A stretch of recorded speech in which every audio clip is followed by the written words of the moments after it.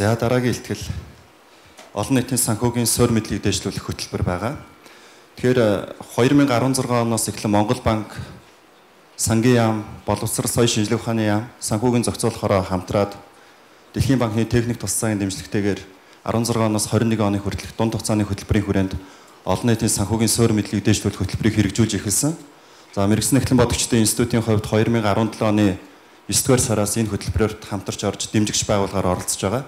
Тэгээ энэ талаарх олон нийтийн санхүүгийн суурь мэдлийг дэвшлүүлэх хөтөлбөр өнөөдрийн түвшинд ямар байдал төвшөнд хэрэгжиж байгаа, цаашдаа ер нь ямар чиглэлээр анхаарч ажиллах вэ гэдэг талаар илтгэл тавихаар Монгол банкны олон нийтийн боловсрол мэдээллийн төвийн ахлах мэргэжилтэнд нургуул ирсэн байна. Таныг эндэрт урьж байна.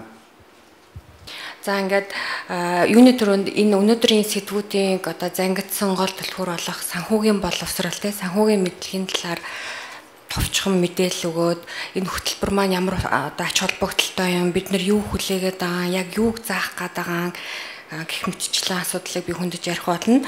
Тэгээ юуны төрөнд яг санхүүгийн боловсрол гэдэг маань өөрөө яг юу юм бэ? Юугаар тодорхойлогдд юм бэ гэдэг талаар бяцхан видео үзүүлье.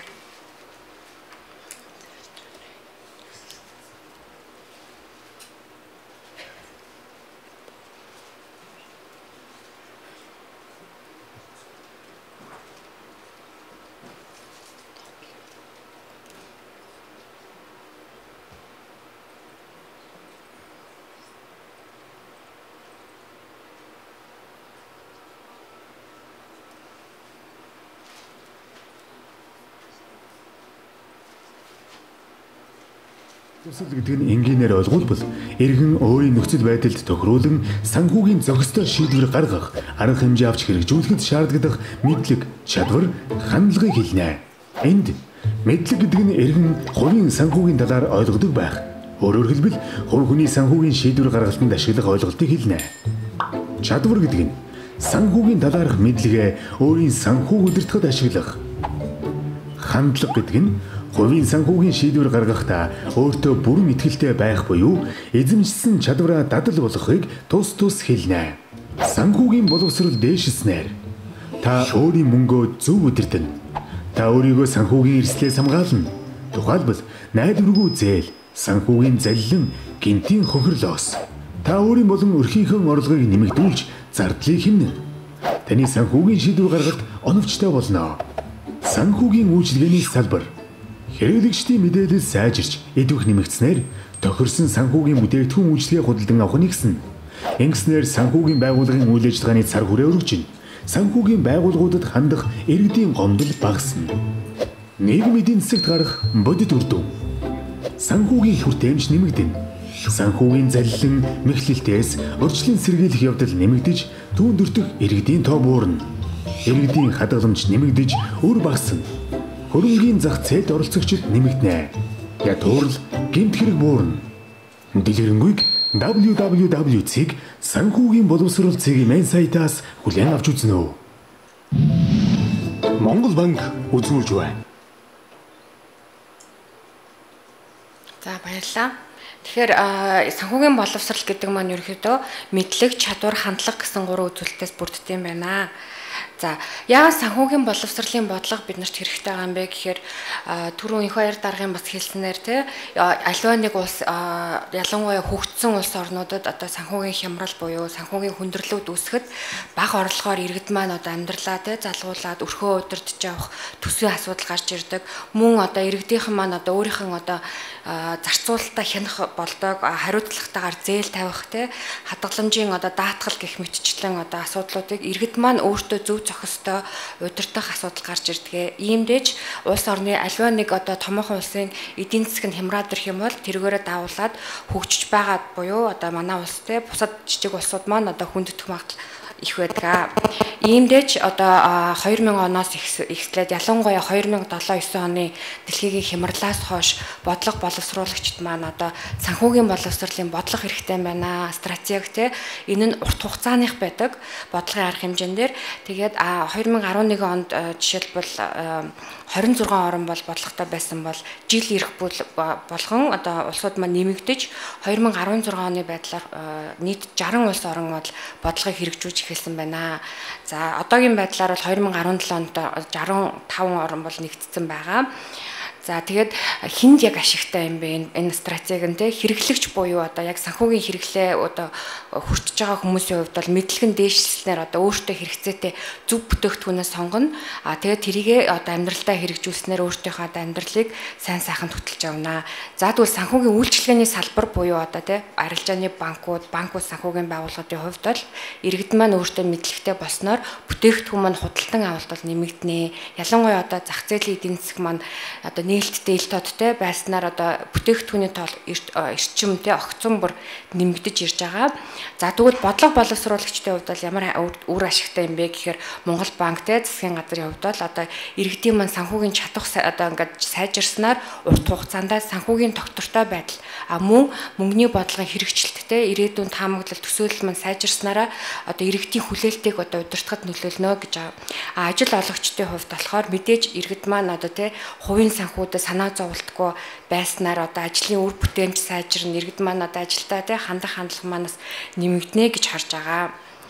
За тэгвэл Монгол улсад одоо санхүүгийн боловсролын түвшин хэр байгаа юм бэ? Энэ тал дээр одоо Дэлхийн банкнаас 2013 онд одоо судалгаа хийсэн байдаг. Тэгэхээр судалгааны үр дүндээр бол манай Монгол улсын иргэдийн санхүүгийн мэдлэг боловсрол тааруу гэж гарсан байгаа. Жишээлбэл одоо 10 хүн тутмын одоо 6 инфляц хадгаламжинд хэрхэн нөлөөлж чадах вэ гэдэг дээр бол мэдэхгүй байсан. Мөн нийт одоо судалгаанд оролцогчдын 70% нь бол зөвхөн 3хан санхүүгийн бүтээгдэхүүний талаар мэдчихсэн. За тэгээд нийт судалгаанд оролцогчдын 57% нь буюу дандаа өнөөдрөө харсан алхам хийдэг санхүүгийн ирээдүйн тал дээр одоо хандлага нь бол илүү бага байсан. Мөн 3 хүний нэг нь одоо хүүгийн талаар өөрсөн мэдлэг байхгүй гэсэн судалгааны үр дүн бол гарсан байдаг. За тэгвэл энэ дээр үндэслээд бид нар ямар ч гэсэн Монгол улс бол санхүүгийн одоо бодлоготой байх хэрэгтэй юм байна. Баримт бичигтэй байх хэрэгтэй юм байна гэж үүссэн. Энэ дээр юу нөлөөлж ийн гэхээр одоо судалгаа нь маань тааруу гарсан байна. Дээрээс нь дэлхийн хөгжлийн чиг хандлагаас нөлөөлж ийн мөн олон нийтийн одоо боловсролын түвшин за тэгээд оролцогч талуудын одоо хамтын ажиллагаа тал талдаа бяцхан одоо боловсролыг тэлэх арга хэмжээ авах биш цогц нэг одоо дээвэр дор бүгдээрээ цогцоороо одоо үйл ажиллагаагаа явуулах юм бол хүртээмж нэмэгдэнэ гэсэн шаардлагын үндсэн дээр хөтөлбөр маань бол гарч ирсэн байгаа. За олон нийтийн санхүүгийн суурь мэдлэгийг дээшлүүлэх үндэсний хөтөлбөр маань бол 2015 оны 10 дугаар сарын 9-ний өдөр бол анх батлагдсан байгаа. Үүнд сангийн яам, санхүүгийн зохицуулах хороо, Монгол банк мөн урилгаар боловсрол соёл шинжилгээ ухааны яам гэж хамтарч оролцоод дунд хугацааны буюу 2021 оны хөтөлбөрийг бол баталсан байдаг. За стратегийн хувьд бол яг мэдлэгээ яаж өгөх юм бэ? Одоо тэргүүлэх чиглэл буюу бүлгүүд маань ямар байх вэ гэхээр мэдээж энэ бол урт хугацааны бодлого байх болохоор нийт иргэдтэй хүртээмжтэй өрхийн тулд одоо үндсэн чиглэлүүдээр хуваагдсан байдаг. Үүнд бол одоо сургуулийн насныхан буюу бидний ирээдүйн болсон үр хүүхдээ одоо мэдлэг боловсралтай байхад анхаарах хэрэгтэй юм байна. Залуу үеийнхэн буюу яг одоо боловсрогдож байгаа одоо ихтэй сургуулийн оюутнууд мөн яг мөнгө олж байгаа, ажил эрхэлж байгаа иргэд маань байгаа. Үүн дээр одоо нийт Монгол улсын 35% нь л яг залуу иргэд маань байдаг. Тэгээд Монгол улсын онцлог буюу хөдөө орон нутаг буюу нийт иргэдийн маань хагас хувь одоо амьдарч байгаа орон нутгийн иргэдтэй бас чиглэгдсэн байна. За тэгээд сошиал буюу одоо олон нийтийн цахим сүлжээ өргөгдсөний ирээр цахим хуудас олон нийтийн мэдээллийн хэрэгслэр гэсэн 4 үндсэн чиглэлээр бид нар мэдлэгээ одоо хүртээмжтэй өргөхөөр зорж ажиллаж байгаа. Тэгэхээр санхүүгийн боловсрол, санхүүгийн мэдлэг гэж яг ямар сэдвүүдийг өгөх юм бэ гэхээр яг суур мэдлгүүд байх хангалттай. Үүнд заавал одоо мэрэгжлийн одоо эдийн засагч байх албагүй бид бүхэн бол өрх гэр хувь хүн байгаа учраас дандаа анхан шатны мэдлэгийг маш энгийнээр ойлгомжтой байдлаар хүргэх гэж зорьсон. Үүнд одоо төсөө удирдах, төлөвлөх хадгаламж, зээл даатгал, ёс зүйн хариуцлага энэ бол санхүүгийн тэгээд тэтгэвэр тэтгэмж, за тэгээд татвар, санхүүгийн байгууллага, үйлчлэгээ болон мөн ирээдүргөө харсан хөрөнгө оруулалт гэсэн чиглэлүүдээр мэдээллүүд маань бол тархаж явах юм байгаа. За тэгвэл иргэдийн маань мэдлэг дээшлснээр бид нар яг юу хүлээгээд байгаа юм бэ гэхээр нэгт бол санхүүгийн бүтээгдэхүүний худалдан авалт маань бол нэмэгдэнэ. Хоёрт иргэд маань өөрийнхөө яг санхүүгийн хэрэгцээндээ тохирсон бүтээгдэхүүнийг сонгох боломж нь бол бүрдэж байгаа. Мөн одоо санхүүгийн заллин мэхлээс урьдчилан сэргийлэх явдал мөн түнд өртөх иргэдийн тоо бол буурна гэж харж байгаа. За тэгээд ирээдүйн хөрөнгө оруулалт буюу хөрөнгө оруулалтын нэг хэлбэр болох хадгаламжийн тоо бол нэмэгдэнэ, үр багасна. За тэгээд хувь хүний ажлын бүтээмж нэмэгдэнэ, мөн одоо хөрөнгийн зах зээлд оролцох иргэдийн тоо нэмэгдэнэ. За тэгээд эцэст нь бол ядуурл гэмт хэрэг буурнаа.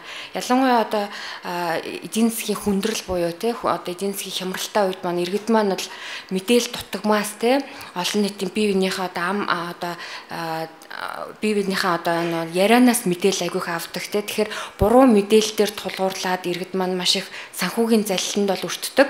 Одоо ойрмонхон болсон жишээнээс дурдах юм бол жишээлбэл одоо санхүүгийн пирамидууд байна те, янз бүрийн сүлжээнд ордог те, зарим тохиолдолд бүр байгууллагуудаараа сүлжээнд илссэн, эцэст нь хохирдог те. Энэ дээр бол зөвхөн ихний тоглогчд маань л хождог, бусд нь хохирогч болно гэдгийг бол иргэдийн зүгээс бол мэдхгүйгээр оролцдог. Харин яг хууль эрх зүйн орчид дээр болохоор гомдол мэдүүлсэний дараа л зөвхөн арга хэмжээ авагддаг гэдэг бас мэдээлэл тутамгаас болж иргэд маань маш их хохирсон явдлуудаас гарч ирдгээ. За тэгээд эрх зүйн орчин маань бол бүрдэж явж байгаа. Түрүүн бас сангийн яамнаас бас хэлжсэн. Монгол улсын санхүүгийн зах зээлийг 2025 он хүртэл хөгжүүлэх стратеги дээр бол санхүүгийн боловсролыг дээшлүүлэх хөтөлбөр бол орсон байгаа. Мөн төрөөс мөнгөний бодлого талаарх 2018 онд те байгууллагуудтай хамтарч цаашаад одоо хэрэгжүүлнэ гэсэн одоо эрх зүйн орчин бол байгаа. За тэгээд товчхондоо болохоор энэ хугацаанд бид нар яг 2 жилийн хугацаанд яг юу хийсэн юм бэ? Энэ хөтөлбөрийг хэрхэн түгээсэн юм бэ гэдэг тал дээр мэдээлэл өгөх гэсэн юм. Санхүүгийн боловсролыг түгээхэд 1-2 удаагийн сургалт бол үнэхээр хангалттай байдаг. Энэ бол насан туршийн боловсрол гэдэг. Тэгэхээр насан туршийн боловсролыг бид нар яг хаанаас авч ийн гэхээр сургууль дээр те ерөнхий боловсролын сургууль мөн одоо байнга давтамжтай буюу системд оруулж өгснээр энэ бол илүү хүртээмжтэй үр нөлөөтэй байдаг. Иймдээ одоо боловсрол соёл шинжлэх ухаан спорт яамтай хамтраад ерөнхий боловсролын сургуулийн 10 дугаар ангид бизнес судлал гэж хичээл орсон байгаа. Энэ бизнес судлал хичээл гэдэг нь болохоор 10 дугаар ангита миний санхүү, одоо хувь хүний санхүү, 11 дугаар ангита болохоор өрхийн санхүү. За тэгээд энэ хүүхдүүд маань ирээдүйд одоо ажил эрхэлж байгаа учраас 12 дугаар ангита бизнес эрхлэлт гээд ийм 3 одоо шатлсан үе дамжлагтайгаар явах юм байгаа. Энэ хичээл маань сонгон судлахаар одоо ингээ ороод явж байна. За мөн одоо санхүүгийн боловсролыг хүүхдэд бага наснаар нь өгөх нь бол маш их хүртээмжтэй. Түүгээр дамжуулж эцэг эхийн мэдлэг те эцэг эхтэйгээ хамтарч одоо эцэг эхээс зөв одоо мөнгө хүүхдэд мэдээж карманы мөнгө авахыг боддог те тэрийг зөв зарцуулах чиглэлээр юм хүүхдэд зургийн одоо те номуудаараас дамжуулж өгч байгаа. Мөн дэлхийн нийтээрээ явж байгаа Global Money Week буюу дэлхийн мөнгөний 7 хоног за хуримтлалын өдөр гих мэтчлэн өдрүүдийг бол тогтмол банк хийснээрээ иргэдийн маань оролцоо сайжирж мэдлэгээ дээшлүүлэх боломж бүрддэг байгаа. За тэгээд залуу үеийнхэнд бол хувь хүний санхүү гээд 3 кредит хичээл бол боловсруулагтаад нийт одоогийн байдлаар 9 ихтэй сургуулиудад хэрэгжиж явж байгаа.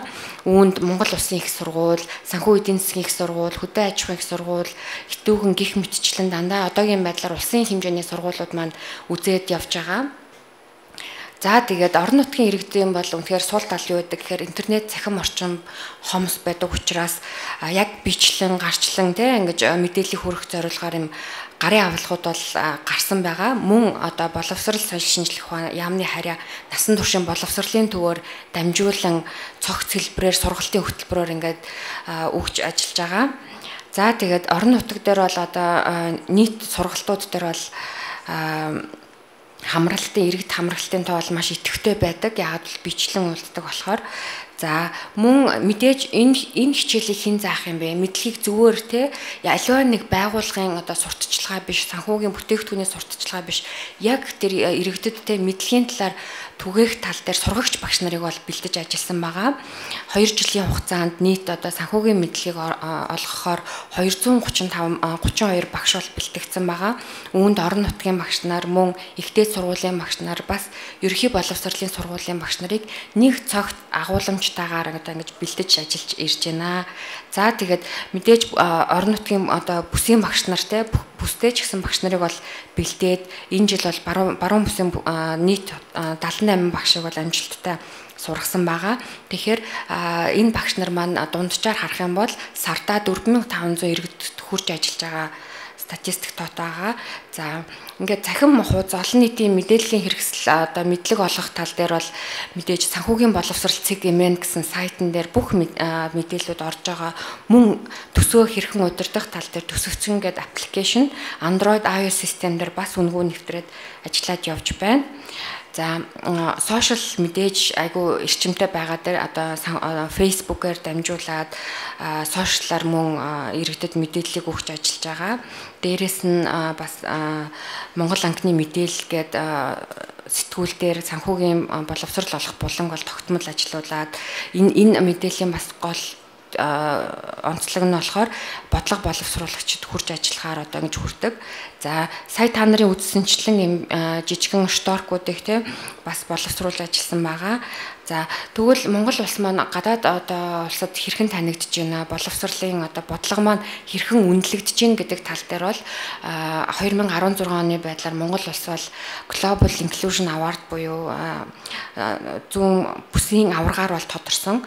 Энэ бүсийн аваргаар яагаад Монгол улсыг онцолсон бэ гэхээр маш богинохон хугацаанд буюу жилийн дотор те ерөнхий боловсролын сургуулийн хөтөлбөр дотор санхүүгийн мэдлэг олгох одоо агуулга багтсан гэдэг дээр үндэслээд дээрээс нь бодлого боловсруулагчид маань нэгт нямба хамтарч ажилласныг үнэлээд олгосон байгаа. За үүн дээр бас холбооны бүгд найрамдах улсын хадгаламжийн банкны олон улсын сан бас хамтарч орж ирж байгаа. Үүн дээр энэ сан маань болохоор нэг талдаа эрэлт буюу мэдлэгтэй иргэд маань яваад байдаг. Нөгөө талд нь банк санхүүгийн байгууллага тий одоо манай санхүүгийн системийн голлох одоо 96%-ийг одоо бүрдүүлж байгаа банкны салбар маань өөртөө айгүй том систем байгаад байгаа. Тэгэхээр мэдлэгтэй иргэдэд буюу иргэдтэй зориулсан одоо арилжааны банкуд маань ямархуу мэдээлэл өгөх юм тий нийгмийн хариуцлагын үүднээс бүтээгдэхүүнээ хэрхэн тайлбарлахын үүнд эрсдэл нь ямар байдیں, ашиг нь ямар байдیں, хүртээмж нь ямар байдаг талаар мэдээлэл өгөх тал дээр бас хамтарч ажиллаж байгаа. За тэгээд Дэлхийн банкны техникийн тусалцаа бол өргөжлөж байгаа. Үүнд Монгол улсын хувьд ашигтай тал нь ямар байгаа гэхээр бид нэр хоосон цааснаас одоо тий шинээр юм бүтээх биш дэлхийн сайн туршлагыг аваад Монгол улстай хуршжүүлээд судлаад нэвтрүүлэх арга дээр бол хамтарч ажиллаж байгаамаа. За тэгээд Монгол улс маань өөрөө OECD буюу эдийн засгийн хамтын ажиллагаа хөгжлийн байгууллагын олон улсын санхүүгийн боловсролын сүлжээнд албан ёсоор нэгдсэн байгаа. Үүнд ирээдүйн одоо тий бодлого боловсруулагчтай бид нэр бол танигдж явж байгаа гэсэн үг. За өнгөрсөн хугацаанд бол санхүүгийн боловсрол гэдэг аяныг маш идэвхтэй амжилттай зохион байгуулсан байгаа. Үүн дээр үр дүнгийг хараад үзэх юм бол ялангуяа орон нутаг буюу орон нутгийн 1.3 буюу 500 мянган иргэдээр бол яг бичлэн уулзаж санхүүгийн зөвлөгөө өгч одоо мэдлэгийн тэлэх тал дээр бол арга хэмжээ цогц арга хэмжээнээр бол авагдаж эхэлсэн байгаа. Мөн одоо Монгол банк Азийн хөгжлийн банктай хамтран санхүүгийн хэрэглэгчийг хамгаалах одоо төслийн үр дүнд одоо санхүүгийн хэрэглэгчийг хамгаална гэдэг маань өөрөө бас санхүүгийн боловсролтой уялдаж явд юм аа. Одоо иргэд маань хичнээн мэдлэгтэй байсан боловч санхүүгийн залилан лувер те янз бүрийн одоо мэдлэггүйгээс үүдэлтэй гэрээн дээр буруу зурах ч юм уу те тэрэн дээр эрх зүйн орчин яг ямар байх юм бэ? Иргэд маань яаж өөрийгөө хамгаалах юм бэ? Хинт хандах юм бэ? Одоо маргааныг нь хэрхэн шийдвэрлэх тал дээр одоо бас санхүүгийн хэрэглэгчийн эрхийг хамгаалах төслөөс хуулийн төсөл одоо бас яригдаад араас нь явж байгаа. Тэгээд Монгол улс маань бол үндэсний одоо хоримтлын бэлэг тэмдэгтэй болсон бас явдал өнгөрсөн онд бол батлагдсан байгаа. За тэгээд мэдээж санхүүгийн боловсролын стратеги нь угаасаа урт хугацааных гэж хэлсэнчлэн бид нар хүүхдүүдэд бага наснаас нь тогтмол байнга мэдээлэл өгж чадахжуулснараа эргээд ирээдүйн хөрөнгө оруулалт буюу ирээдүйн эрсдлээс өөртөө хамгаалах хөрөнгө оруулалтыг нэмэгдүүлэх зорилгоор сурагч нарт бас ингээд тогтмол сургалтуудыг явуулж ажиллаж байгаа. За мөн санхүүгийн боловсролд зориулсан одоо мөнгөө хэрхэн удирдах вэ гэд нийт мянгаад одоо иргэдийг хамрагдсан арга хэмжээ бас зохион байгуулагдаад өнгөрсөн байгаа. За тэгээд дэлхийн хуримтлалын өдрийг бас банкудтайгаа арилжааны банкуд үүн дээр ялангуяа хүүхдэд зориулагдсан өндөр хүүтэй тогтмол бүтээгдэхүүнийг санал болгож хамтарч ажилласнараа энэ жил бол онцлог олж таарсан. За ингээд орон нутгийн хувьд болохоор насан туршийн боловсролын үндэсний төвийн насан туршийн боловсролын төв, Монгол банк, бичил санхүү хөгжлийн самтаа ингэж хамтарч санамж жижиг зурсан байгаа. Энэ маань өөрөө цаанаа ямар үр дүнтэй вэ гэхээр иргэдэд, орон нутгийн иргэдэд сургалт явуулах багш нарыг бэлдэх, мөн орон нутгийн иргэдэд хамрагдсан сургалтуудыг улам их одоо чадахжуулах тал дээр хамтарч ажиллана гэсэн байгаа. Мэдээж иргэдийг сошиал маань илүү хөгжсөн байгаа. Дээрээс нь үндэсний радиогоор малчид маань, иргэд маань байнга мэдээлэл авдаг тохиолдуулан үндэсний радиотоо тогтмол хамтраад 7 хоног бүр 5 цагт яг шууд эфирээр тухайн иргэдэд одоо хэрэгтэй мэдээллийг бол өгч тогтмол ажиллаж байгаа. За ингээд хэрвээ та нар одоо өөрийнх нь санхүүгийн талаар ямар нэгэн асуулт ямар нэгэн одоо мэдээлэл шаардлагатай байгаа бол Монгол банкны олон нийтийн боловсрол мэдээллийн төв дээр шууд хандаж болно. Бид нар бол та бүхэнтэйгээ хамтарч ажиллахад үргэлж бэлэн байдаг. Тэгээд эцэст нь сонирхуулаад хадгаламж буюу ирээдүйн хөрөнгө оруулалтын талаар бяцхан бас видео үзүүлье.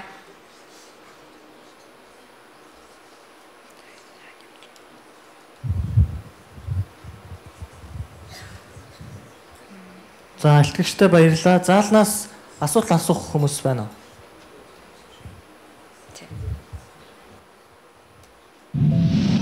Монгол банк үзүүлж байна. Хуримтлал бол ирээдүйд ашиглах зорилгоор өнөөдөр үүсгэж буй нөөц юм. Эргэн та сард хэдий хэмжээний орлого, зарлагтай түүнээсээ хэдий хэмнэх боломж байгаа вэ гэдгээ мэддэг болсон бол одооноос ажил хэрэг болгож хуримтлал хийж эхэл. Хуримтлал заавал өндөр дүнтэй байх албагүй. Хуримтлалын гол зарчим бол багаар тогтмол байх явдал юм. Тиймээс заавал мөнгөтэй болохоор боломжтой үедээ гэж хойшлуулахгүйгээр одооноос нь эхлэх хэрэгтэй. Таны үр хүүхэд өсөж томроод оюутан болно шүү дээ. Тиймээс та сар бүр цалингаас оюутны сургалтын төлбөрт зориулан 50,000 төгрөг цааш нь хийгээд байсан гэж үзье. 1 жилийн дараа таны цуглуулсан мөнгө 600,000 төгрөг, 2 жилийн дараа сая 200,000 төгрөг болсон байх болно. Хуримтлалаа хадгаламж болгох. Бага хэмжээгээр ч гэсэн тогтмол хуримтлал хийх боломжийг өрхийн болгон хувийн төсөвтөө суулгаж чадсан бол түүнийг хадгаламж болгох нь чухал. Учир нь бэлэн мөнгө хэлбэрээр хийсэн хуримтлал өсөж үржихгүй шүүгэнт хийсэн тоо хэмжээгээр л байна. Мөн мөнгөө хадгалж буй газар чинь найдвар муу, хулгай дээрэм, гал түүмэр гэх мэт аюул дүртэх эрсдэл өндөр. Харин хадгаламж хэлбэрээр хуримтлалаа хийж байгаа тохиолдолд хадгаламжийн хүүгээр таны мөнгө өснө. Үн цэний алдахгүй, алдсан ч багаар алдана. Тусгай хариуд хамгаалттай газар байх тул найдвартай эрсдэл үүссэн тохиолдолд таны мөнгийг баталгаатай хадгаламжийн даатгалын сан гаргаж өгнө. Сонголт зөвхөн таны гарт. Бэлэн мөнгө өсөхгүй, найдваргүй, баталгаагүй. Хадгаламж хүүгээрээ өснө, найдвартай, баталгаатай. Дэлгэрэнгүй www.цэг санхүүгийн боловсрол цэгийн мэн сайтаас хүлээн авч үзнэ үү. За ингээ баярлалаа анхаарал хандуулсанд та бүхэнд асуух асуулт байвал хариулахад бэлэн байна. За гişүүд асуух асуулт байгаа юу? За байхгүй байна. За ихтгэл тавьсан Нургул танд баярлалаа. Ажилд амжилт хүсье.